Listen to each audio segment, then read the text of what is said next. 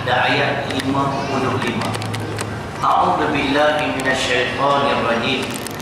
Wa dzakir fa inna dzikra tanfa'ul mu'minin. Dan berilah tazkirah ataupun peringatan, maka sesungguhnya peringatan itu memberi manfaat kepada orang-orang yang beriman. Justru kita senantiasa mengadakan tazkirah tidak melebihi 30 minit. Tapi untuk kita faham, yang memiliki mikrofon saya betul letak 30 minit. Kalau saya nak ceramah sejam pun itu suka saya. Tapi kalau saya ceramah 20 minit pun tak apa, sebab bayarannya sama aja.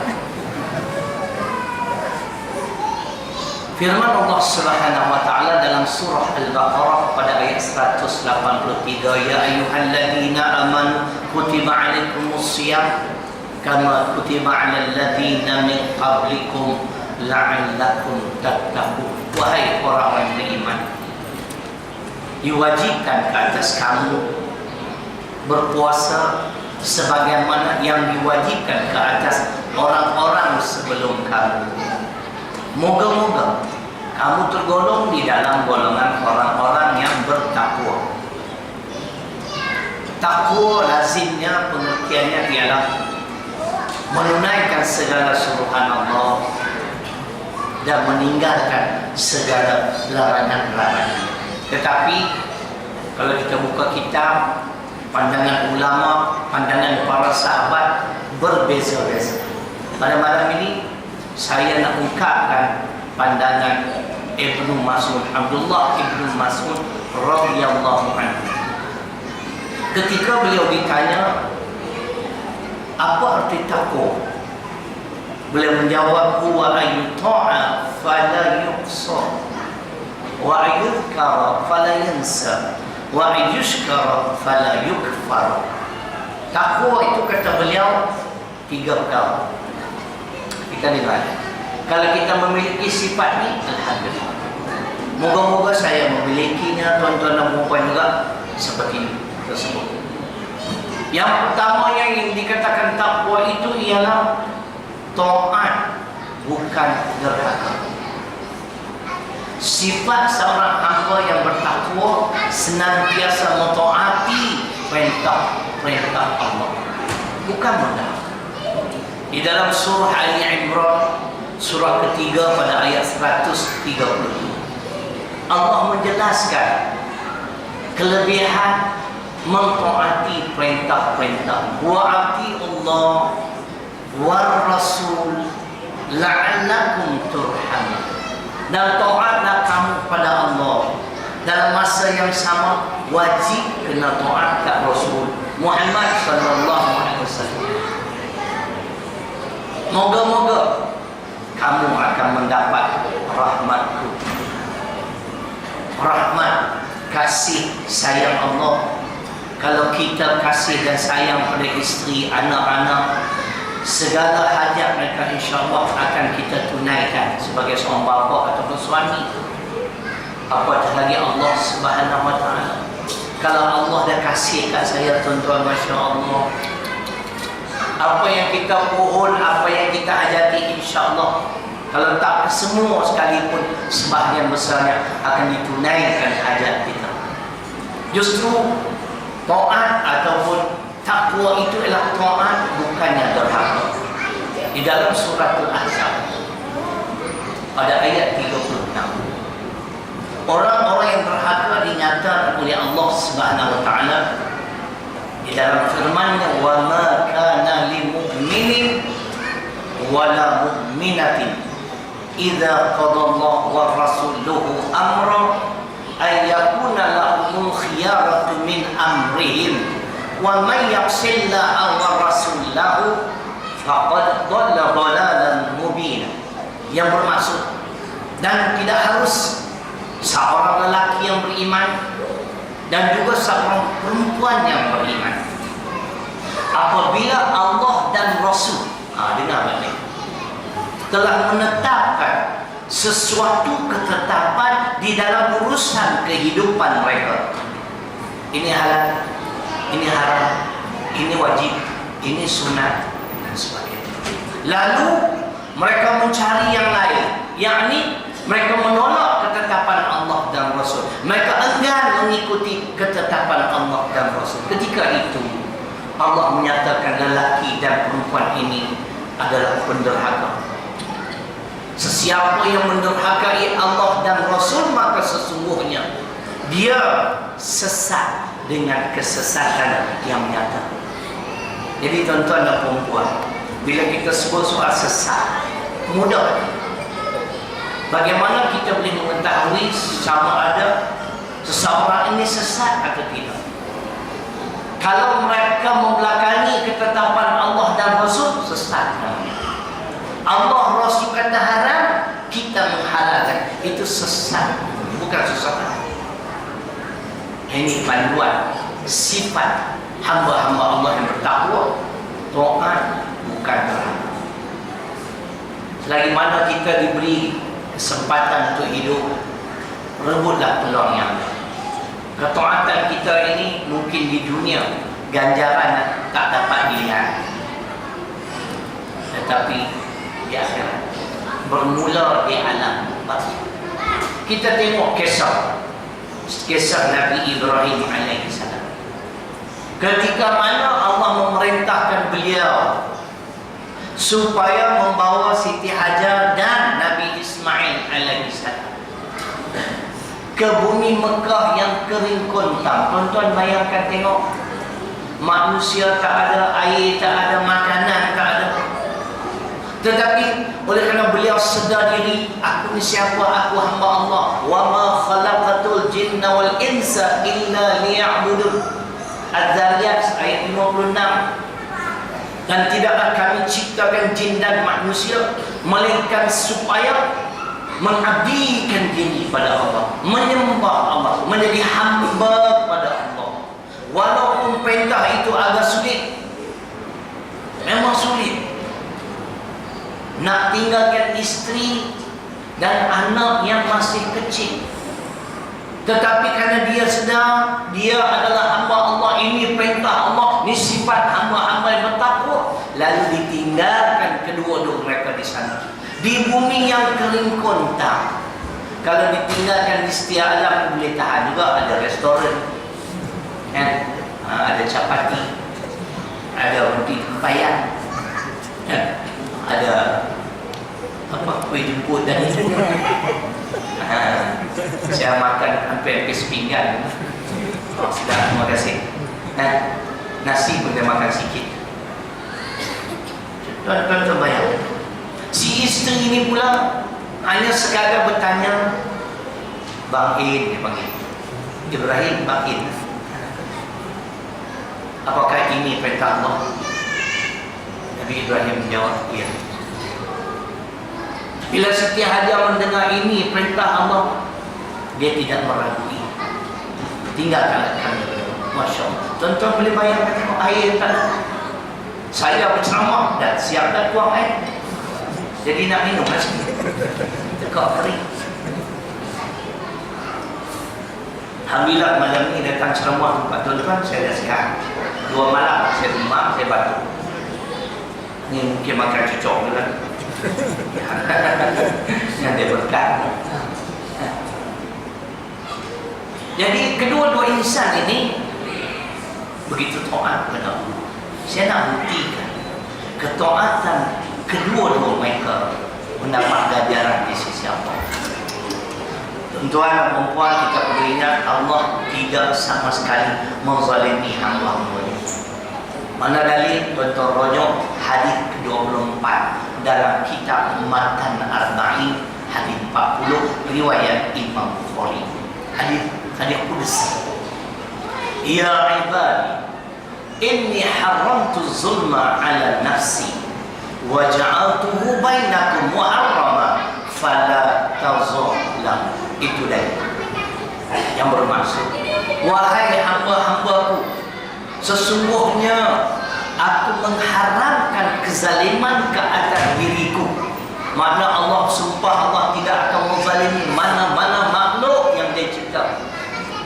Dan aku mengharamkan ianya juga kepada kamu, maka janganlah kamu melakukan kezaliman. Tuan-tuan tengok makbulnya doa Nabi Ibrahim alaihi salam sebelum meninggalkan Siti Hajar. Doa yang termaktub di dalam surah Ibrahim surah 14 pada ayat 37, Rabbana inni askantu min dzurriyyati biwadin ghairi dzi zar'in 'inda baitikal muharram Rabbana liyuqimus shalah faj'al af'idatan minan nas tahwi ilaihim warzuqhum minats thamara la'allahum yashkurun. Menerima. Wahai Tuhanku, dia mengadu pada Allah, sesungguhnya aku telah meninggalkan sebahagian daripada keturunan di lembah yang kering kontang yang berhampiran dengan Kaabah. Aku memohon padamu 3 perkara. Tengok apa yang dia mohon. Nabi Ibrahim sepatutnya dia mohon makan, sebab tak ada manusia, tak ada air, tak ada makanan. Tapi tidak. Rabbana liyuqimus shalah.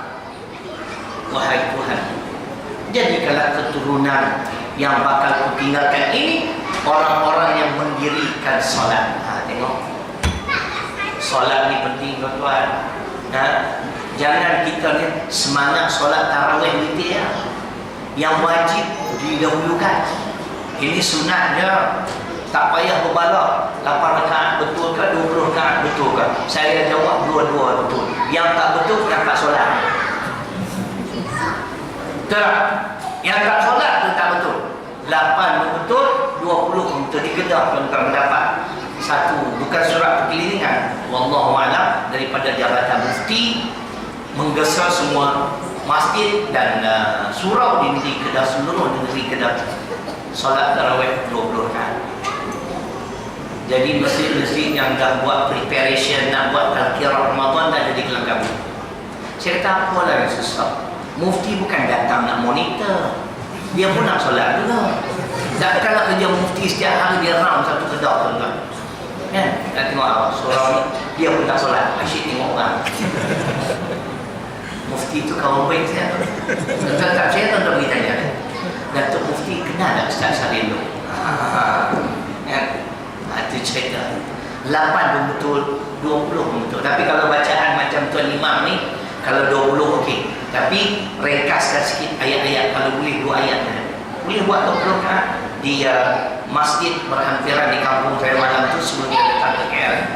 Masya Allah. Suara stunning lah macam Tuan Imam tuan ni. Itu belum suara saya lagi. 20 kan, tapi ayatnya 2 ayat.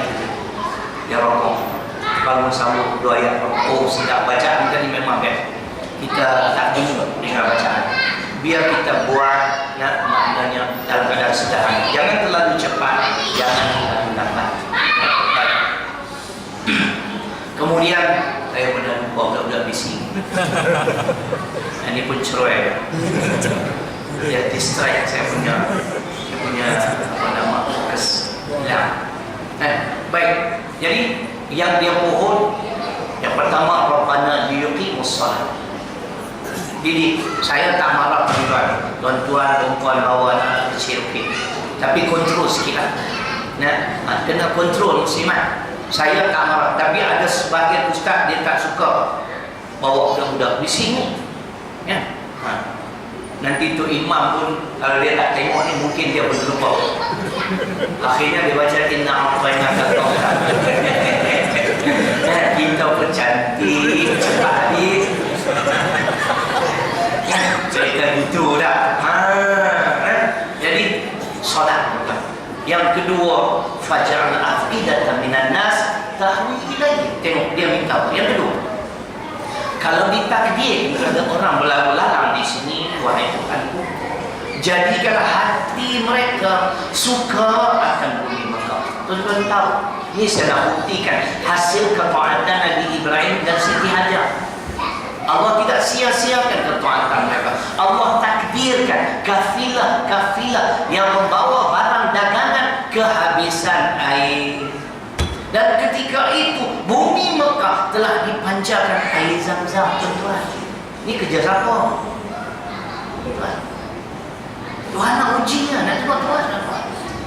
Kalau kamu taat tak sia-sia di dunia, insya-Allah Tuhan akan tunjuk hasil ketaatan kita. Akhirnya bumi yang sebelum ini kering kontak telah dipancarkan air Zam-Zam sampai hari ini. Kita minum tak pernah kering, tuan-tuan. Kalau tuan-tuan nak pergi lah, mesti nak pergi lah. Berapa kali? Oh, sekali. Suruh kan? Saya 5 kali. 2 kali haji, 3 kali umrah. Air minum special, Masya Allah. Maka ketika itulah ditakdirkan kafilah-kafilah ini bermalam di bumi Mekah. Ketika mana mereka juga melihat Siti Hajar dan anak dia Ismail yang masih menyusu, tidak ada makanan. Lalu bertukar-tukar, kami bagi makanan, kamu bagi air. Kerana mereka menyangka Siti Hajar adalah tuan tanah tersebut. Tengok, inilah keadilan Allah. Allah tak zalim, jangan minum. Kalau saya nak cerita kat tuan-tuan, latar belakang saya, tuan-tuan, boleh buat drama 20 siri. Riwayat hidup Ustaz Syaril Lumceroy sampai boleh jadi pendakwa, seorang banker boleh jadi seorang pendakwa. Tuan-tuan, di Malaysia ni tak ramai ni. Ya, ceritanya gitu. Nah, boleh buat cerita ni hasil ketaatan, saya yakin. Saya pergi Mekah 5 kali, tuan-tuan, kesemuanya free. FOC, free of charge. Siapa nak sangka? Siapa nak duga? Masya Allah. Tiap kali pergi, cuma. Tiap kali pergi, cuma. Setiap kali saya masuk ke Masjidil Haram, dapat lihat Kaabah, saya menangis. Kenapa? Allah tak tahu nak bayar. Aku ni bukan ada kerja apa, bukan ada gaji tetap. Tapi aku dah sampai dah kali kelima. Dia bayar kau mesti, dia baru sekali. Yang ketiga, warzuqhum minas samar la'allahum yashkurun. Baru dia minta, ya Allah, kurniakanlah kepada kedua-dua mereka ini buah-buahan. Moga-moga mereka bersyukur. Inilah ketaatan, inilah takwa. Kedua-dua mereka tidak terhaka terhadap perintah Allah. Yang keduanya, makna takwa ialah ingat, bukan lupa. Apa maksudnya? Ingat takwa ni yang muda-muda ni. Kalau daripada muda ni istiqamah, datang ke surau dengan majlis ilmu, cantik. Kalau sekadar solat saja, majlis ilmu tak nak dengar, percayalah tuan-tuan, kita tak akan jadi manusia yang baik. Man yuridillahu bihi khairan yufaqihu fid din. Ini hadis sahih riwayat Imam Bukhari dan Muslim, muttafaqun alaih. Syarat-syarat, asas-asas nak menjadi manusia yang baik apabila dia memahami agama. Disokong oleh firman Allah dalam surah Al-Baqarah pada ayat 269. Yutil hikmata man yasha wa man yu'tal hikmah faqad utiya khairan katsir. Tapi kita tak suka dengar benda itu. Bukan tuan-tuan di sinilah, bukan Setialah. 4 leh Setia Jaya. Setia Alam insya-Allah 2 kali 5. Kadang-kadang buat 8 rakaat, 4 rakaat kita break. Buat tazkirah tak lama pun, setengah jam. Ada yang pulang terus lah. Tak dia sambung kata dia, Allah Allah. Datanglah dengar dulu, awak ni alim ke ni? Kan? Itulah, cek. Tadi Tuhan beritahu, tazkirah memberi manfaat. Saya boleh berubah kerana tazkirah. Saya berhijrah kerana tazkirah. Seorang ex-banker, you know, English educated. I was a banker before for 16 years. Now I'm an orator. Walau buat cakap Inggeris. Tuan-tuan yang terpanjat, satu hari lagi saya akan partner Dr. Zakir Naik. Tahu Dr. Zakir Naik? Itu adik saya. Because I'm much older than him. Kan? Cerita gitu. Dia boleh ingat Quran, sama saya boleh ingat Quran. Dia boleh ingat kitab Hindu, saya boleh ingat kitab lain. Apa beza? Betul tak? Saya boleh ingat kitab Arab, juzuk berapa, muka surat berapa, datanglah dengar sikit. Sebab apa tuan-tuan? Kita berada dalam majlis ilmu, mana kita mengingati Allah. Tahukah apa kelebihan mengingati Allah? dalam surah Al-Baqarah, tafsir Arab Saudi, muka surat 38, surah Al-Baqarah ayat 152. Fadhkuruni azkurkum. Maka ingatlah kamu kepadaku, nescaya aku akan mengingatimu. Tuan-tuan duduk, saya duduk relax sambil pejam mata, terlelap. Dapat pahala. Saya baca Quran, saya baca hadis. Faham ni? Nampak segar ni puasa kan? Dia ni nampak lelaki. Allah kata kamu ingat kepada aku akan mengingatimu. Rojok tafsir Arab Saudi muka surat 38. Maksud di sini Allah akan melimpahkan rahmat dan keampunannya. Masya Allah. Jadi kenapa kita memerlukan rahmat Allah? Boleh jawab. Kalau boleh jawab tepat RM100. Kenapa saya bagi peluang kat ini? Kenapa manusia memerlukan rahmat Allah? Sedangkan Nabi SAW sendiri memerlukan rahmat Allah. RM1, 1 saat sekarang habis. Saya baik tak sempat jawab. La yadkhula ahadun jannah bi amalihi. Qalu wala anta ya Rasulullah. Qala wala ana illa ayatawamadani Allahu bi rahmatih. Hadis riwayat Imam Muslim. Nabi sama, kita sama, Nabi kata sama. Kesemua kita akan dimasukkan ke dalam syurga Allah dengan rahmatnya, tuan-tuan. Salah satu usaha untuk dapat rahmat Allah, ingat akan Allah. Fadhkuruni azkurkum. Allah akan melimpahkan rahmat dan keampunan. Ingat Allah dalam banyak perkara, banyak benda kita boleh buat. Baca Quran, baca kalam Allah. Apatah solat lagi, wa aqimis solat li dzikri. Taha surah ke-20 ayat 14. Dan dirikanlah solat untuk mengingati aku. Allahu Akbar. Tuhan ingatkan kita. Tuhan akan melimpahkan rahmat dan keampunan. Akhir sekali, makna takwa syukur, bukan kufur. Tuan-tuan selalu dengar, la in syakartum la azidannakum wa la in kafartum inna adzabi lasyadid. Surah apa? Satu ini. Ibrahim surah 14 ayat 7. Dan sekiranya kamu bersyukur, nescaya aku tambah lagi. Tapi kalau kamu kufur, azabku pedih. Tadi fadhkuruni azkurkum, saya baca sebagian. Washkuruni wala takfur. Dan syukurlah, jangan kamu kufur. Kalau kamu syukur, aku tambah lagi. Kamu kufur, azabku pedih. Tuan-tuan, paham? Wa qalilun min ibadiyash syakur. Sabah surah ke-34 di pertengahan ayat ke-13. Dan sedikit sekali dari kalangan hamba-hamba yang bersyukur. Yang kufur tu banyak. Untuk mengakhiri, bagaimana untuk mengetahui sama ada kita ni hamba Allah yang bersyukur atau sebaliknya ada yang kufur. Dalam kitab Arab sebut tanda syukur 3. Pertama, nak tahu kita syukur atau kufur ini. Yang pertamanya, pengakuan hati segala nikmat yang kita kecapi kurniaan dari Allah. Betul tak Ustaz? Ustaz, betul? Sahabat kita Ustaz kan? Tak dengar Ustaz. Ustaz kan baru nak Ustaz. Nampak macam Ustaz. Saya tengok kalau janggut panjang tu saya kira Ustaz.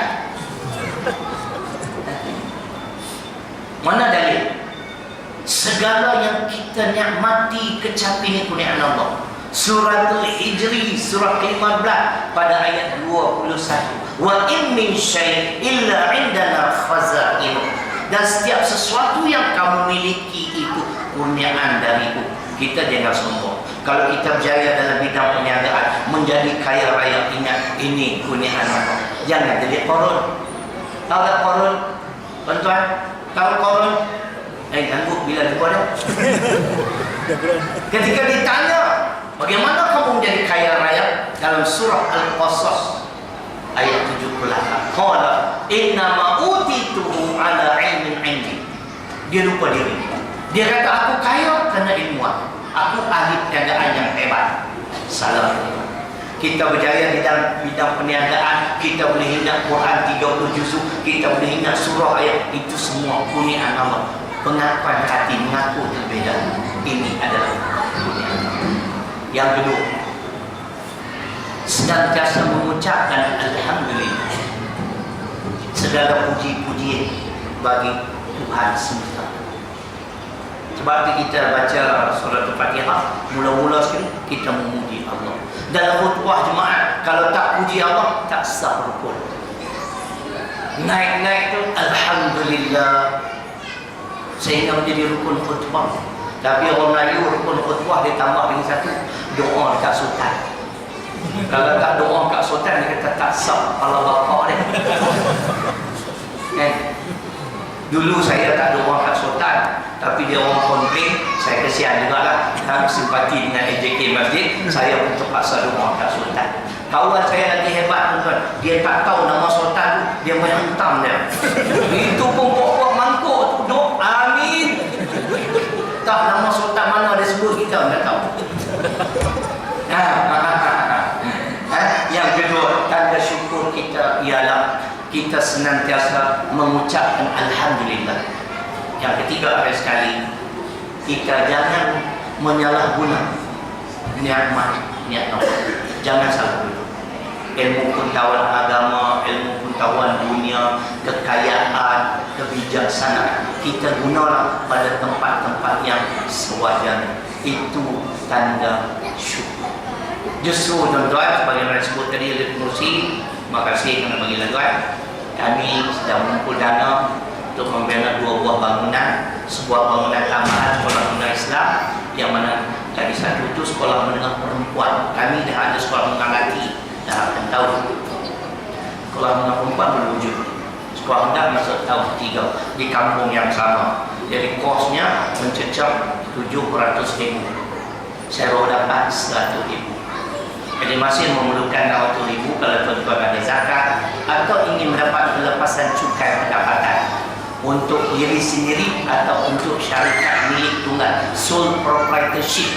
Bayar zakat melalui kami, tak perlu bayar cukai. Jadi kalau tuan-tuan nak tahu semua maklumat tersebut, kita ada pamphlet. Tuan-tuan yang bekerja lebih sikit, bawa pergi pejabat, tolonglah campaign jadi ejen saya, ejen untuk memakmurkan kerja-kerja yang mulia ini. Sebab kami alhamdulillah memang dapat sambutan.